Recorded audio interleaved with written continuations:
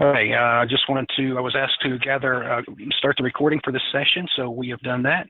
Again, my name is Rich Weller, and the topic of today's presentation is Microsoft Project Tips and Tricks.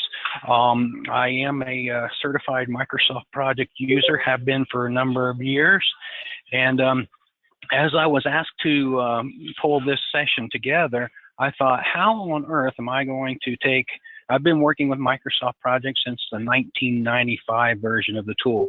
So you could imagine all those years of experience, and I was asked to kind of share some information within a 30-minute window. I'm like, oh my goodness, how am I going to boil all that information down and share something of value? Even trying to deliver like a Microsoft Project training class, a 90-minute window is too small. So I'll show you here in just a minute what I plan to do. I think I can share some tips with you that will be of value, so that at the end of this 30-minute session, you'll walk away saying, okay, I know Project a little better, and again, as it states there, maybe you're just a little bit more efficient with this tool.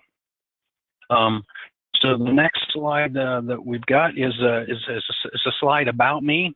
I'm not about to read all of those bullet points. I have been around P-Cubed since 2003, so quite a few years I've been around.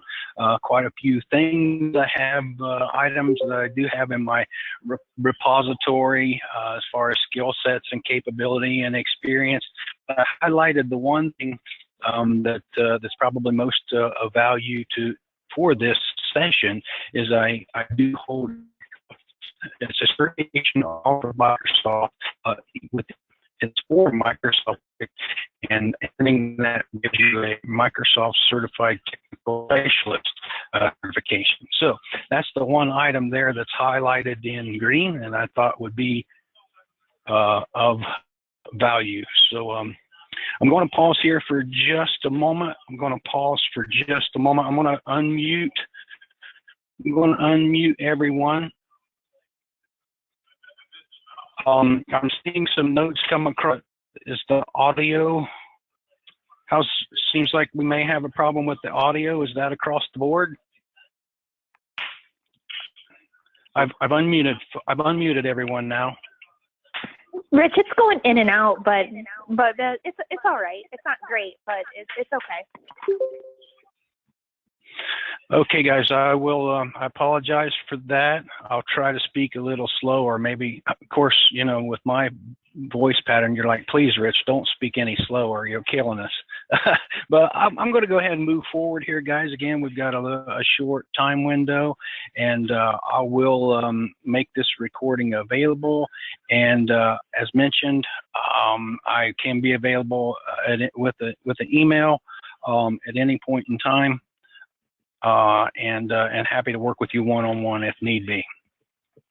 So with that said, I'm going to move forward, and the next slide that I've got here, it actually says, well, why on earth, why Microsoft Project? And this is a website that I found a number of years ago, a few years ago, I should say. I pulled this data as of this morning. You can see that it's from an organization that does not start off with Microsoft. So I view it as an unbiased source. And I like how they are capturing the data. They're looking at the number of users, the number of customers, the number of followers on social media, and this is how this organization comes up with which project management software is the most popular. By the way, Atlassian is the organization that makes Jira. So just wanted to share that with you. This information is out there, and this is why I say, hey, you should learn about Microsoft Project. But before I move any farther forward, I wanted to share something else with you. I actually have put together an agenda for today. If you looking at the screen, you probably notice it doesn't take very long before you say, hey, wait a second, that's not Excel. This is actually an agenda for today's 30-minute think about it, a 30-minute project. I have a certain amount of scope that I want to cover in a fixed time period. So how am I going to pull that off? Microsoft Project is my ultimate agenda maker. So I've already touched on about me, told you about why Microsoft Project, and I'm now showing you an agenda that is built within Microsoft Project, and it's actually going down to the minute level, and I was supposed to start that at 1:07, and if we look at my timestamp here on good old Mr. Dell, 1:07, so feels like according to the project schedule for this 30-minute session, we are right on track. So with that said, the next question you may have is, okay, Rich, I know that's not default functionality of Microsoft Project to track down to the minute level and put times in for start and finish. How on earth did you get the tool to do that? How did you make Microsoft Project into the ultimate agenda maker? So it's really just a couple of clicks within Microsoft Project. By the way, this is I'm working right now with Microsoft Project 2016. This same feature and functionality works back probably as far as like the 2000 version. So to change this view, I'm looking at this task sheet view in Microsoft Project.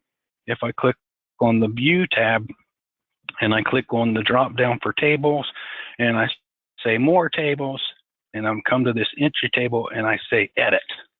And so from right here, this is where I changed the date format option to show just the time. The setting that changes the start and finish to show just the times. It is possible also to change the duration value, and that's actually done through File, Options, and then within the Schedule tab, you'll see that I changed the duration value so that it's in minutes. So with those half a dozen clicks, I took Microsoft Project, which could be used to build something, you know, as sophisticated as the space shuttle spanning many years, to being a beneficial tool to help us manage a 30-minute project. So that's a tip for you, or a trick for you if you didn't know that. This can be a very valuable tool. Once I learned this trick, I've never, for any training class I've ever developed since then, for any presentation, for any large meeting that I needed to make sure it was covered on time, this is the agenda. This is how I would build an agenda for that. Okay, so with that said, I'm now going to close, well, I won't close the agenda, but I'll move on to the next topic. And again, I'm sharing tips with you and tricks with you on how best to work with Microsoft Project. And one of the biggest things of value that I can share with you is to change some of the default settings in Microsoft Project so that it will work and think more the way we would expect it to as human beings. Now, this is going to sound weird, but I've been working with Microsoft Project again for all these years, and for almost every schedule that I go to make, I always change these default settings, or make sure my default settings are set to these options so that the tool works more the way I want it to. So you can see here settings, and there's 3 different things here, and I'm going to show you how to adjust these settings. So if I click on File, Options, and then if I click over here on the Schedule tab, you'll notice that that one of the options says Auto Scheduled. And so, or I should say, it says new task created.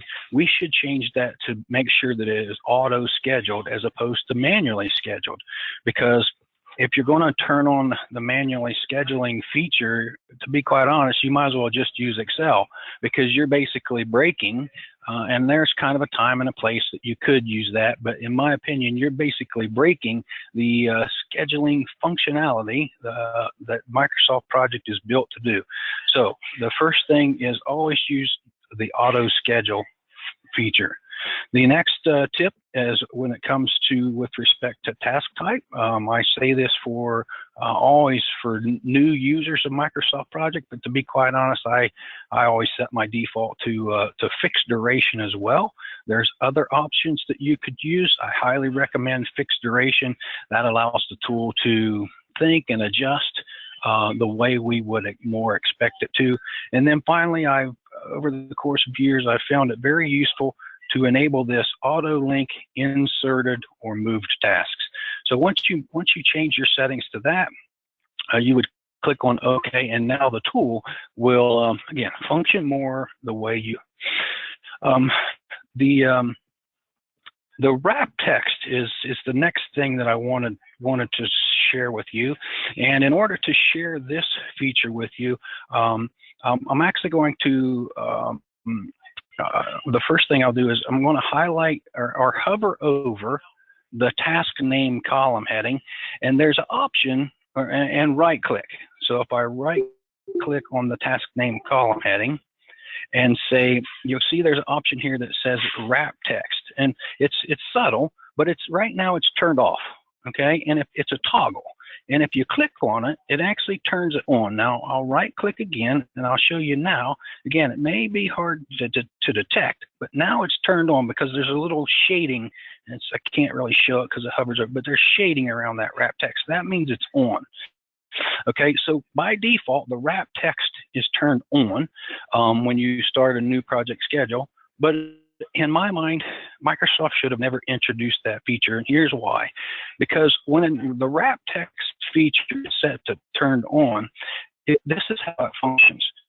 It actually kind of creates different row heights. Oh, well, that's cool, but no, it's not, because now it's very difficult to see or to tell, is this one task or two tasks, or is that three tasks? It's very difficult to tell. So what I do, again, is one of those settings that I adjust to get Microsoft Project, a tip to help you be more proficient with Microsoft Project, is to right-click the task name column heading and toggle off that wrap text. Now, it's a grandfather feature. Notice that it didn't unwrap things. So now the question is, okay, Rich, how do you unwrap the text? So here's the easiest way to unwrap all of the cells that are currently wrapped. So if you click in this square, which selects all the tasks, and if you hover over the line that separates the two tasks and just hold down on your left mouse button and drag that up, you'll notice that now each task is only one row height, the height of one row. And so now it's much easier on your eyes. It's much easier to decipher and understand the schedule that you're looking at, much easier to work with your Microsoft Project schedule.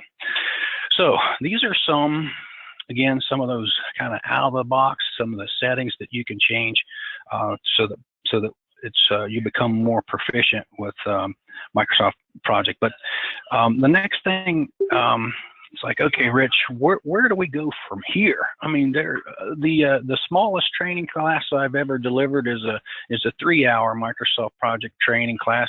We actually have internally delivered, as well as externally. I've delivered external Microsoft Project training courses that are 2 days, basically 12 to 16 hours in duration of nothing but Microsoft Project. So what do I do in the next 15 minutes to give you something of value? So here's what I came up with.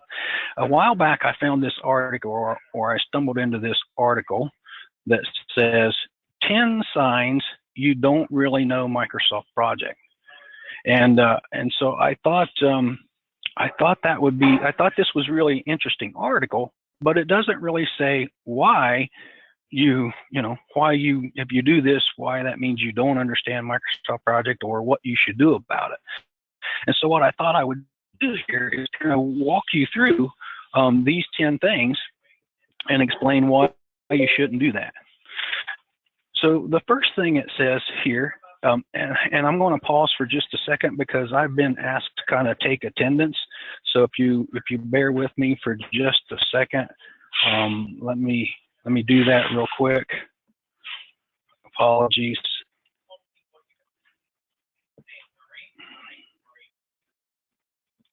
Again, bear with me just a second. I want to take kind of take attendance here.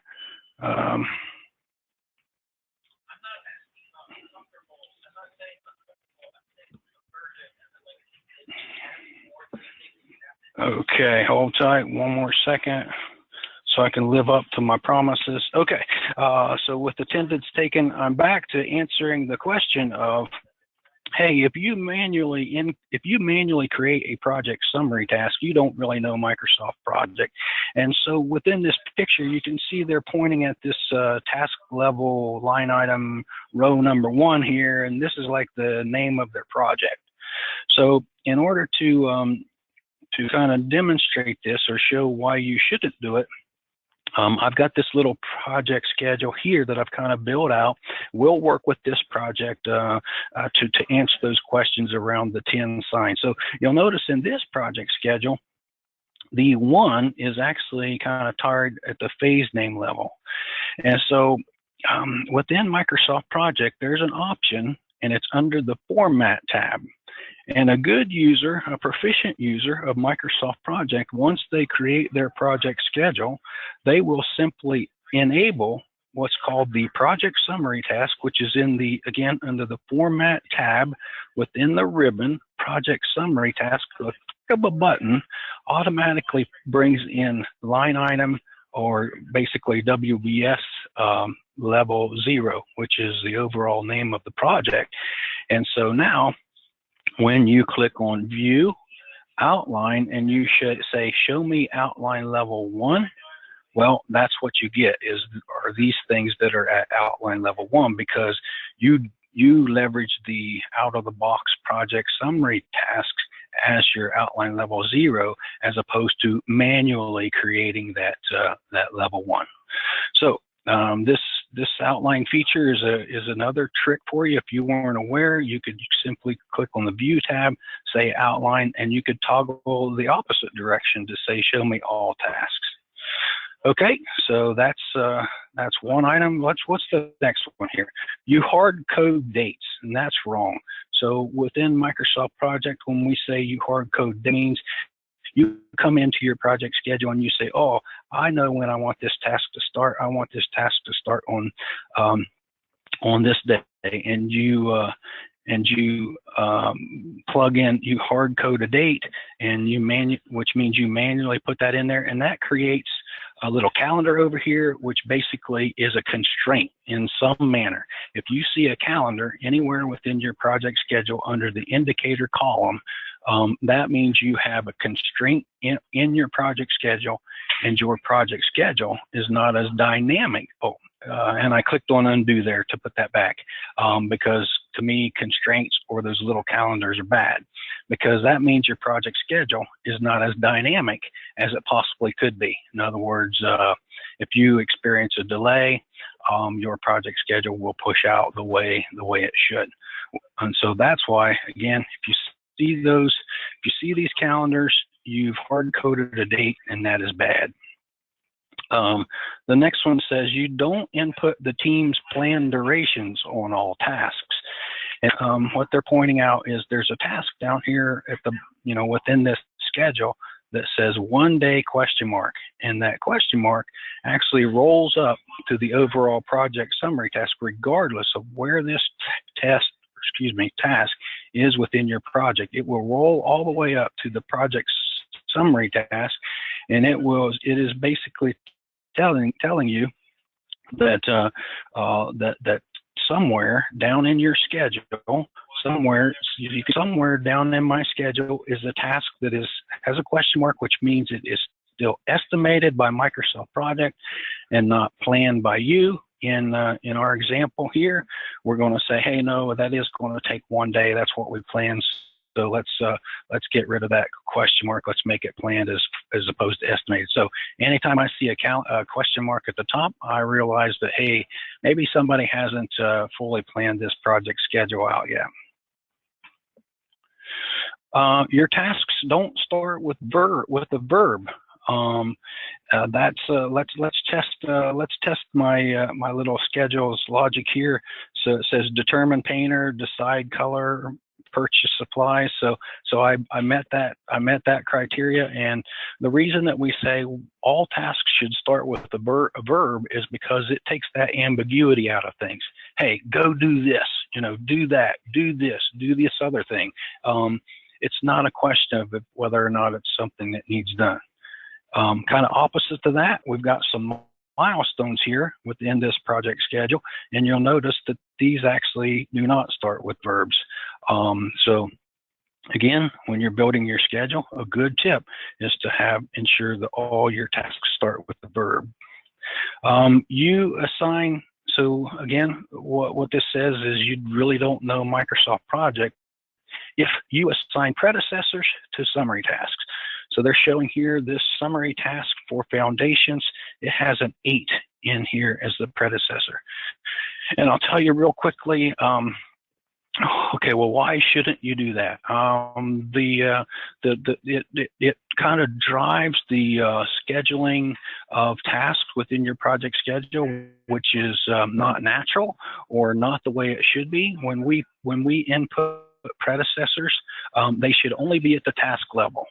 So why you shouldn't do this, I'll give you a real world example. I was asked to take over a project many years ago, run by a previous gentleman who was the head of a PMO, and he had a project schedule, handed me that project schedule, and said, and so I said, I'll just figure out what needs to be done here, and so in order to do that, I'll look at the tasks that are on a critical path. And so when I filtered this project schedule to look at those tasks on the critical path, there was only like 3 out of a 600-line project schedule. So the moral of the story is, if you put predecessors on summary tasks, you might not be able to see all of your tasks that are on the critical path. Okay. You assign resources to summary tasks. Here's another example, which is don't do this. This can actually cause a double booking problem and an over allocation problem if you assign resources to summary tasks. This is something you shouldn't do. You never inspect the critical path tasks in your Microsoft project schedule. In order to do that, there's multiple ways of doing that. I'll show you the quickest way.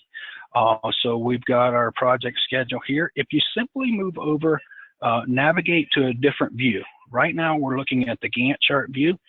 To quickly change views in Microsoft Project, if I right click on this view bar and I say, let's go to the tracking Gantt. So by going to the tracking Gantt, I can see all of my critical path tasks show up in the tracking Gantt view in red. So you can see there's one that's blue there that's currently not on the critical path. So the reason that we want to keep track of the tasks on the critical path is that any one-day task, any one-day delay in the task on the critical path equals a one-day delay in the overall finish of the project. Well, what's the next thing we've got here? You never search for or eliminate resource over allocations. I'm going to move back to my Microsoft project schedule. In project 2016, we can see the first indication that we have an over allocation is these little red people over here on the indicator column. So this is the first indication that we have an over allocation, but to get more details on that, if we move to the resource usage view, again, I switched views by going to the resource usage. Switch views by going to the resource usage view. Now I can see Rich's name appears in red.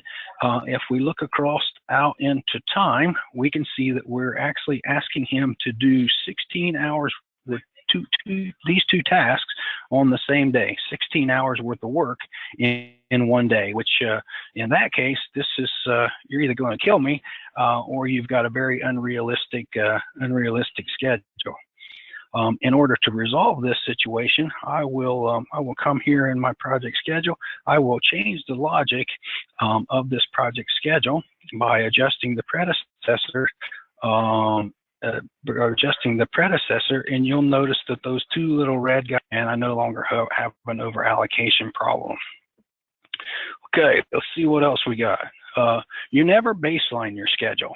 So in order to set a baseline in Microsoft Project, it's really just a couple of clicks. If you click on Project, set baseline, and set baseline again, and simply click on OK, what that does, that baseline is actually your snapshot in time.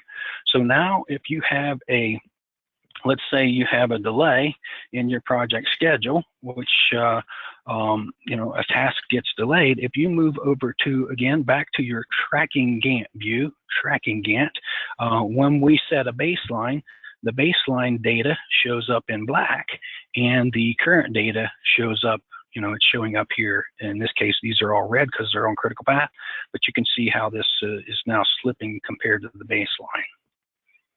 Let's see, where are we at? Number 10. Number 10 says you never update your schedule to keep it in line with reality. And in order to update your schedule, there's a couple of things I do. I always work with my team. There's many different ways you can update a project schedule, actual hours. I'll just simply use percent complete here. And, I'm inputting the percent complete, so these things are done. And also, keeping a project schedule up to date means pushing things out to align with reality. In this scenario here, I'm off track. If I were in the real world, we may want to do some kind of little fast tracking here or adjust the schedule to get us back on track. But we'll have to save that for another session as we're kind of quickly running out of time.